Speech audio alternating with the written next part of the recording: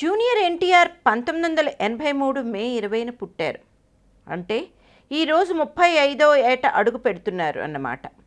ఎన్టీఆర్ జీవితంలో అతి ముఖ్యమైన వ్యక్తులు ఎవరు అంటే అప్పుడు తల్లిదండ్రులు శాలిని హరికృష్ణలు, ఇప్పుడు భార్య లక్ష్మీ ప్రణతి, కొడుకు అభిరామ్.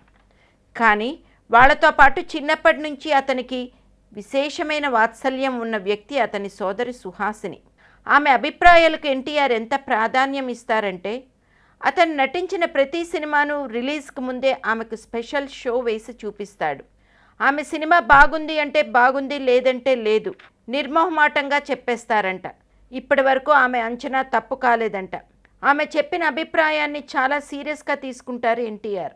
ఇక ఆమె రాఖీ పండగ నాడు రాఖీ కట్టకపోయినా, తన బర్త్డే ఫంక్షన్కి రాకపోయినా ఎన్టీఆర్ చాలా అప్సెట్ అవుతారు. ఆమె అంటే ఆయనకు అంత ప్రేమ, గౌరవం. అలాంటి మరో వ్యక్తి Swapna Dattu.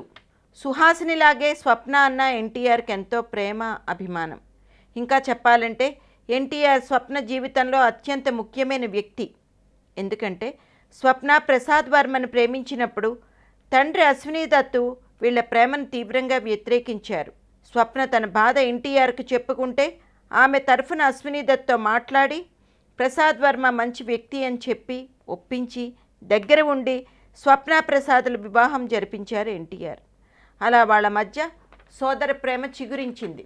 So NTR birthday function ఎక్కడ జరిగినా స్వప్న దత్ అక్కడ కంపల్సరీ ఉండాల్సిందే.